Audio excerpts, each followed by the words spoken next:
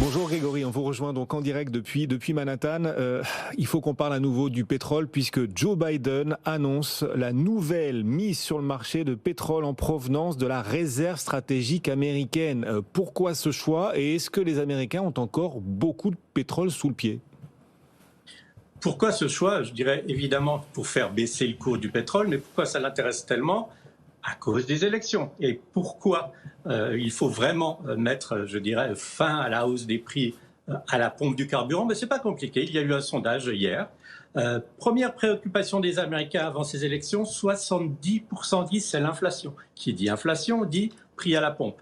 70% ça les inquiète. Par contre, le sujet de bataille des démocrates, qui était l'avortement, donc le droit à l'avortement, alors qu'il a été supprimé par la Cour suprême, seulement 5% des Américains s'en inquiètent avant ces élections. Donc, OK, Biden, qu'est-ce qu'il va dire? 15 millions de barils qui viennent de ces stocks stratégiques. Il faut savoir, les stocks stratégiques, c'est 700 millions de barils. Il en reste 400 millions. C'est vraiment en principe à utiliser en cas de catastrophe. Sur les 400 millions, ils avaient décidé déjà au mois de mars d'en mettre en circulation 180 millions. Il restait encore 15 millions à mettre en circulation et c'est ce qui va se passer aujourd'hui. Regardez le cours du pétrole sur vos écrans. Le pétrole monte. C'est absolument clair que s'il y a un bras de fer entre Biden et les Saoudiens, c'est pas Biden qui va gagner à ce niveau-là. Et la Maison-Blanche prépare d'autres mesures coercitive sur l'énergie pour le coup, l'après-élection de midterm? Oui, alors là, il faut vraiment accrocher ses ceintures parce que si ça passe, les conséquences seront vraiment importantes. Qu'est-ce qu'ils veulent faire?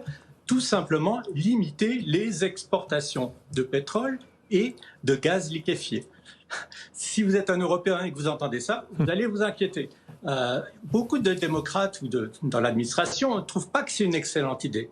Mais c'est une façon aussi pour les démocrates et Biden de montrer que c'est les énergies nouvelles qui comptent et que ça ne sert à rien d'augmenter la production, puisque de toute façon, ça va être d'une certaine façon étouffé dans l'œuf par l'administration. Donc, je vous dirais, ça, c'est forcément pas une bonne nouvelle, ce serait même une très mauvaise nouvelle si c'était annoncé. Et comme l'administration sait que c'est très contentieux, cette nouvelle, il la garde en réserve. Pour après les élections, pour le moment, ces élections, ils sont loin d'être sûrs de conserver une majorité aux deux chambres. En principe, ils vont perdre donc la Chambre des représentants. Et donc, possible limitation à venir des exports de gaz liquéfié et de pétrole par les États-Unis à suivre selon le résultat, en effet, de ces midterms. Alors, ce qui est intéressant, c'est que les cours du gaz ont beaucoup reculé ces dernières semaines, mais pas forcément le coût du transport du gaz et surtout pas le coût du transport du gaz liquéfié, un coût qui est en train d'exploser, Grégory.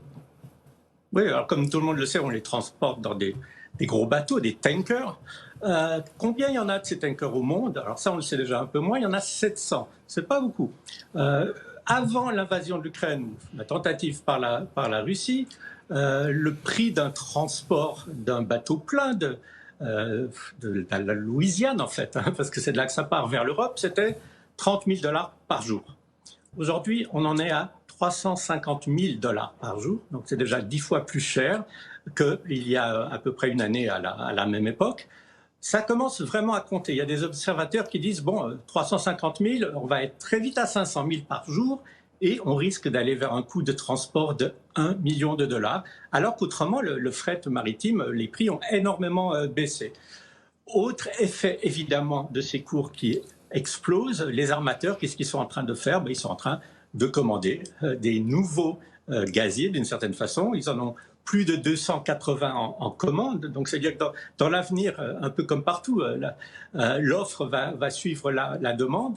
Mais actuellement, il y a vraiment des goulots d'étranglement. Et on entend aussi que pas mal de transporteurs de gaz, qu'est-ce qu'ils font? Au lieu de le livrer, tout simplement, ils s'asseyent dessus.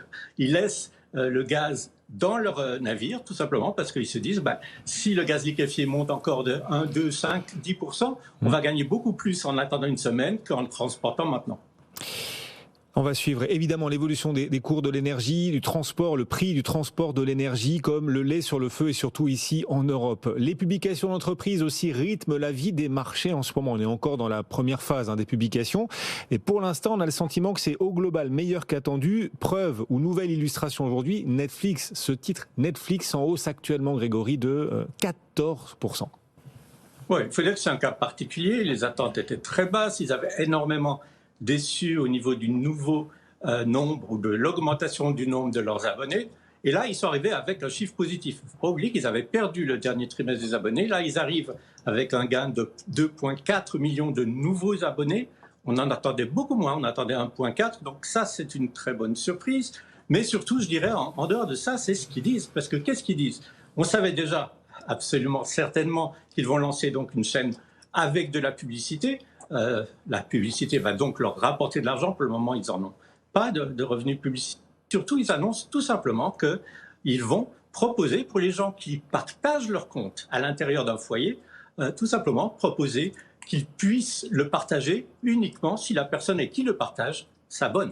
S'abonne dans des conditions qui seront peut-être très favorables, mais ne pourra plus avoir, si vous n'êtes pas dans la même maison, dans le même appartement, ne pourra plus partager le compte Netflix que fait tout le monde. Donc, pour les analystes, tout simplement, c'est une source de revenus qu'ils n'avaient pas encore imaginée. On parle peut-être de 2,53 par mois, mais s'il y a un nombre énorme, et c'est vrai qu'il y a un nombre dans le monde énorme, il y a peut-être 50 millions de personnes qui regardent Netflix sans le payer. Si chacun de ces gens doit payer maintenant 2 ou 3 dollars par mois, le chiffre est très important. Donc, plusieurs raisons pour que le titre rebondisse. Il était quand même en baisse de 60% cette année. On refait un tout petit peu du chemin, mais on regarde maintenant Netflix comme une histoire d'une compagnie qui va gagner de plus en plus d'argent. Et on est rassuré sur les abonnés, d'autant plus qu'ils ne vont plus donner de guidance sur le nombre d'abonnés à partir d'aujourd'hui. 14%, c'est la hausse du titre Netflix aujourd'hui. On suivra Tesla aussi qui va publier à 22h30 après la clôture de Wall Street. Et puis